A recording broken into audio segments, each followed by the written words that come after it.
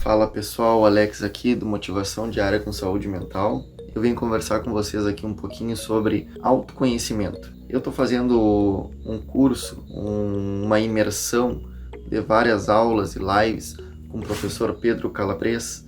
Ele é um neurocientista, tem PhD em neurociência. Ele conversa bastante sobre filosofia, o cérebro humano, entre outras coisas mais, e ele está fazendo uma jornada chamada Jornada do Autoconhecimento, e eu estou fazendo parte dessa jornada. E como eu tinha dito em alguns vídeos atrás, eu ia trazer aqui para vocês o conteúdo resumido, alguns conteúdos resumidos dessa jornada. Então, como é legal a gente conversar sobre o autoconhecimento. O autoconhecimento é uma coisa maravilhosa, só que hoje em dia é uma coisa muito difícil das pessoas pararem para pensar nisso.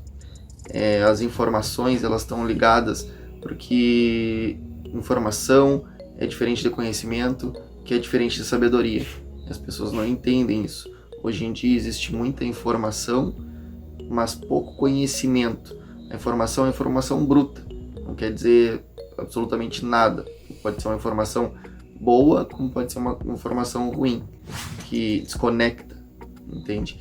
E já o conhecimento é a informação trabalhada, a informação já testada, já estudada por alguns conhecedores, enfim. E depois a gente tem a sabedoria, que é o utilizar do conhecimento, né? É utilizar aquele conhecimento na tua vida, sabe? Sabedoria é uma coisa muito antiga. A palavra sabedoria vem dos filósofos gregos, há muito tempo atrás, lá os primeiros filósofos. Então, se vocês quiserem depois olhar um vídeo que eu fiz sobre a filosofia, eu vou deixar o link aqui, tá? É um vídeo grande, tem 20 e poucos minutos, mas vale a pena ficar até o final, porque tem muita coisa ali. Eu converso sobre vários fatores da nossa sociedade, também que é uma aula do Pedro Calabres, o meu professor, e eu vou continuar trazendo para vocês aqui várias coisas. Mas agora, nesse vídeo, eu queria falar sobre o autoconhecimento.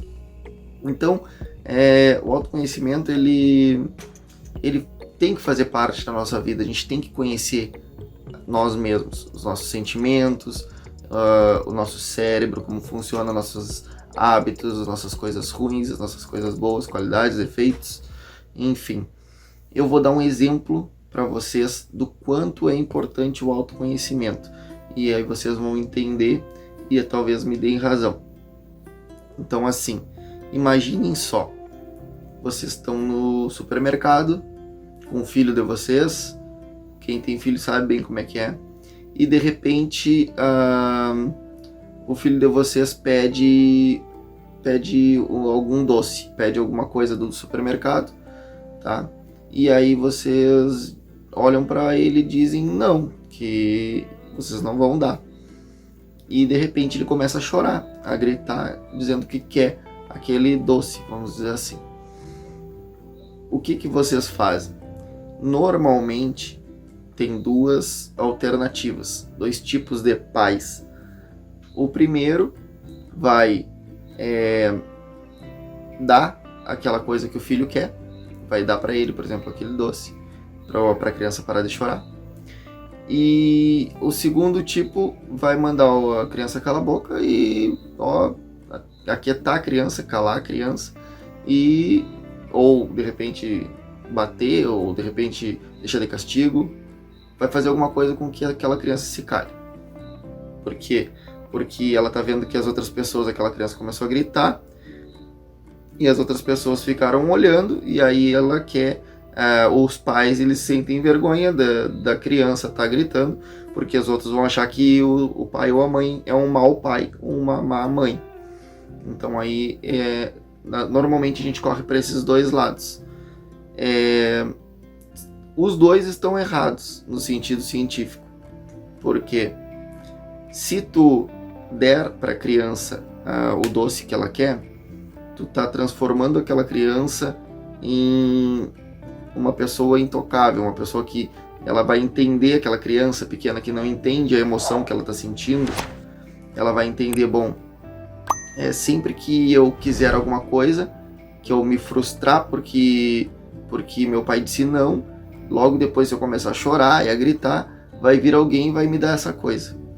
Entende? Então esse tipo de criança vai crescer e vai se tornar a geração que está acontecendo hoje, que são adultos que na primeira queda na adolescência, quando a namoradinha ou o namoradinho briga ou não quer ou toma um fora ou algo mais grave acontece na vida dele, quando ele cai um tombo na adolescência ou então na fase adulta, ele não tem maturidade para aguentar esse tombo e normalmente ele vai ter grandes problemas com a sociedade, porque a gente sabe que a vida não é essa janta toda que a gente conhece e a gente sempre vai levar muita porrada da vida. Então, quando ele crescer, ele vai crescer uma pessoa muito imatura emocionalmente.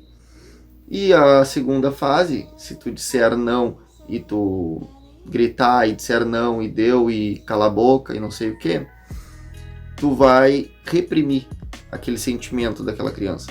Então ele vai entender que sempre que ele se frustrar por querer alguma coisa e não conseguir, ele deve guardar para ele deve se calar e guardar para ele. Então ele se torna uma pessoa que sempre vai guardar as frustrações, sempre que se frustrar com alguma coisa ele vai guardar para ele, e isso vai acabar prejudicando o psicológico dele mais adiante quando ele crescer. Ele vai começar a guardar muita coisa e de repente quando ele estourar, quando ele soltar, ou de repente se ele não conseguir soltar, vai fazer muito mal pro psico dele e ele vai ter que de repente procurar ajuda para poder tratar isso. Então é uma coisa muito complicada. O que a gente deve fazer cientificamente falando? Deveríamos abaixar na altura do nosso filho e conversarmos com ele, dizendo, olha, esse sentimento que tu está sentindo se chama frustração, é o sentimento que ocorre quando tu quer alguma coisa e não pode ter. Então é um sentimento que acontece, que é normal.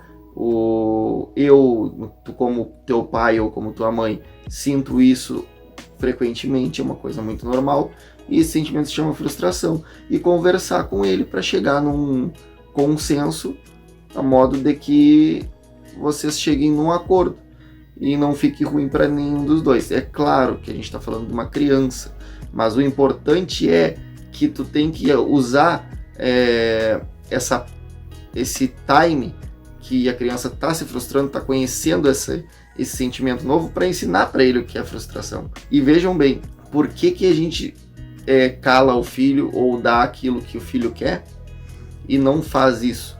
Porque a gente, como pai e mãe, a gente não foi educado para lidar com sentimentos. Por exemplo, o que gerou isso tudo foi que a gente sentiu vergonha do nosso filho lá no supermercado, então a gente ficou mais preocupado com o que as outras pessoas estavam pensando de nós, por sermos um mau pai ou uma má mãe, do que ensinar para o nosso filho a entender um sentimento que é novo para ele. Tá? E não é nada de errado nisso, porque a gente não sabe, a gente não foi educado para isso. A educação, infelizmente, e nem estou na educação escolar, nem falando da escolar, a educação é muito ampla, é muito antes da escola. Tem sim a educação escolar, mas tem a educação que é dada pra gente em casa, tem a educação que é dada pra gente em vários outros lugares, que a gente não aprende isso. A gente não aprende a se conhecer, a conhecer nossos sentimentos, como agir em cada situação dos nossos sentimentos. E aí, para fechar esse vídeo, que já está ficando grande, várias pessoas, ou até mesmo tu que está aí do outro lado, vai falar assim: ah, Alex, mas como tu vai falar isso? Tu não tem filho. Na verdade eu tenho 2 filhas. Mas, é fácil falar, tu não tem filho, tu não sabe como eu passo, tu não conhece meu filho. Tá, e aí eu te faço outra pergunta. Se tu vai ao médico, cardiologista, e aí ele chega pra ti e diz assim, olha, tu tem que tomar tal e tal remédio, porque senão tu vai ter uma parada cardíaca. Aí tu vai chegar pra ele e vai falar assim, ah, tá, e tu já teve uma parada cardíaca pra saber se eu vou ter ou não? Entende? Não faz sentido o médico provavelmente não teve uma parada cardíaca, mas ele estudou, ele tem o conhecimento e não a informação. Ele tem o conhecimento naquela área para falar sobre o assunto. E aí eu te digo que não sou eu que tenho o conhecimento para falar nessa área social, essa área das emoções, é o Pedro Calabresa. Eu vou deixar o link até do canal dele aqui embaixo na descrição. É uma fonte, tá? Quem quiser participar da jornada ainda dá tempo, vai lá, procura o link da jornada lá no canal dele, participa. Ela tem início, meio e fim, então vai terminar. Eu tô trazendo aqui no meu canal alguns insights do que eu tô pegando lá. Então provavelmente eu vou trazer mais coisas. Eu vou continuar acompanhando o Pedro, porque ele já é um mentor na minha vida. Tem outro mentor também de programação neurolinguística, que é o Júlio Pereira, que também é outro fera. Então eu vou continuar trazendo para vocês coisas desse tipo. Espero que vocês tenham gostado do vídeo. Não esqueçam de se inscrever no canal se vocês estão assistindo esse vídeo até o final, tá? Deixe o like e ative o sininho das notificações para não perder nada dos próximos vídeos. Um abraço para vocês e até a próxima.